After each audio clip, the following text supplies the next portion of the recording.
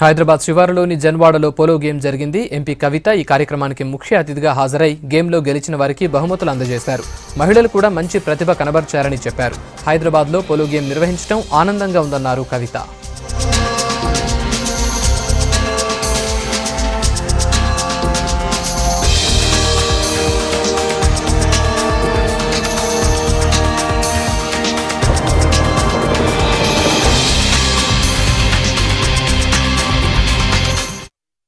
హైదరాబాద్లో చాలా సంవత్సరాల క్రితం అంటే 1900 సమయంలో గోల్కొండ ఫేరీస్ అని ఒక విమెన్ పోలో టీం ఉండేది.